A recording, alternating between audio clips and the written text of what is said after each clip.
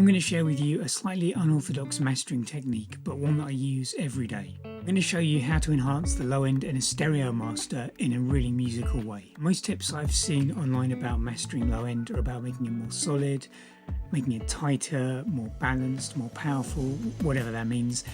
This tip is about how to enhance the musicality of the low end. For me, that's where the soul and groove of the music emanate from. We use a dynamic EQ and a multiband compressor to do this. We can really affect the perceived weight and length of certain notes or frequencies in the song without it feeling like we've even touched it. And that is really what mastering is all about. Before we dive in, when I talk about low end, I'm talking about the frequency range from 120, 130 Hertz and below. My favorite EQ for this purpose is the DSP AE600, which is a bit of a mouthful. I use it because I really like the workflow. You can use any dynamic EQ, it really doesn't matter. For the compressor, I'm using the FabFilter Pro MB. I like this because it's got a mid-side mode, so you can choose to affect just the mid or the side or a blend of the two. But again, you can use any multiband compressor and achieve a similar kind of result. I have a song here, it's already been mastered, so it actually sounds fine, but it'll do for the purposes of illustrating my process. I'll listen through to the song, and if I've decided that the low end needs some help, I'm going to use an EQ to hone in on which frequencies need some attention. The best tool I've found for this is the George Massenburg EQ. He's got a mode on here called IsoPeak. Does a boost, it's looking like it's a 12 dB boost with a really tight bandwidth. It's like using a microscope. You can do a similar thing with the EQ included in Pro Tools, but the workflow in the Massenburg plugin is just superb. It's so quick to use. Okay, so I'm going to play a little bit of the track for you.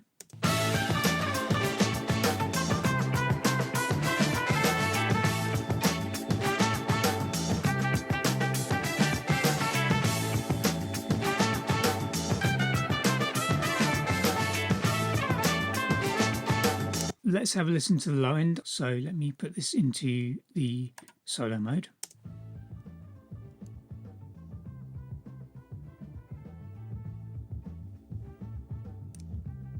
That's around 66 Hertz.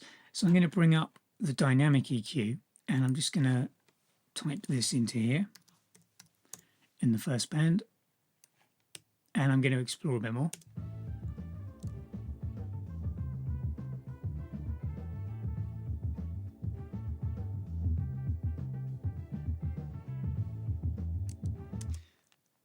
Okay, so that's around 81. I'm just going to quickly go through the rest of these.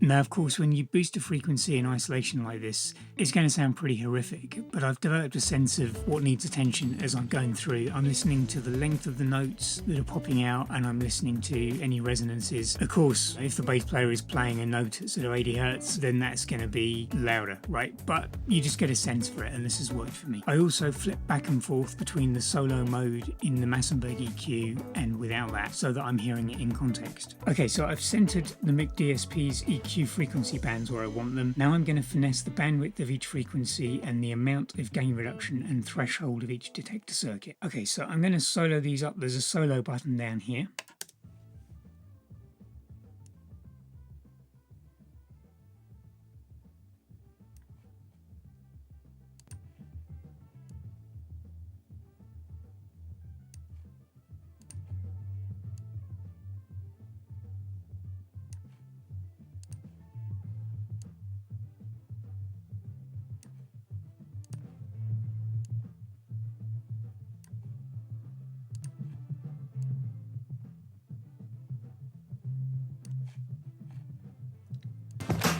I'm going to play again and just adjust the threshold for each band.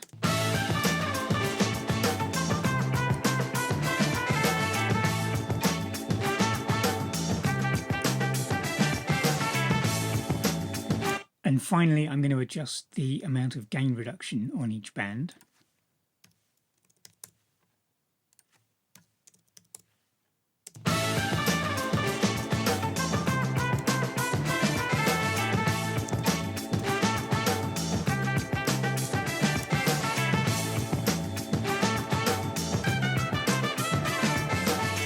I'm going to play you the before and after.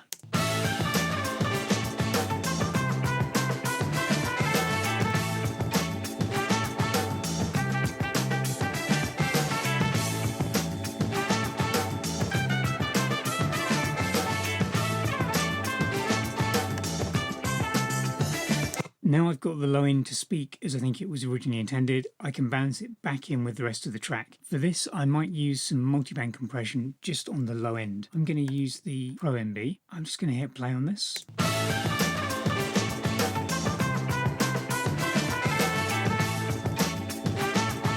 So I'm generally only touching the area around 60 to 70 Hertz, and I will play with the attack, the release, the knee and the ratio. And one of the things I really like about this plugin is you can alter how much you're affecting the mid or the side. Generally for the low ends it's just the mid because most low end in a mix is panned fairly centrally, but it is nice to have the option there.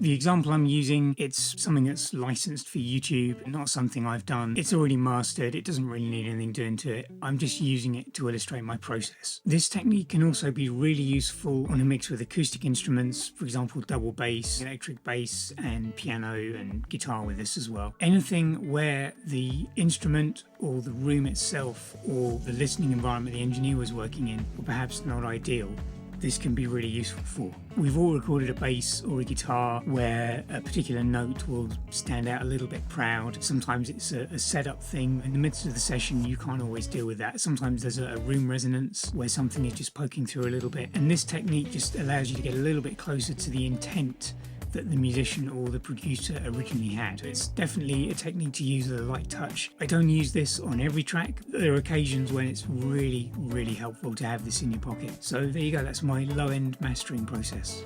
If you've enjoyed this, please hit like and subscribe, leave a comment below, and if you'd like me to master one of your tracks, we've got some great discounts going on if you sign up to the newsletter. Look after yourself and each other. See you next time.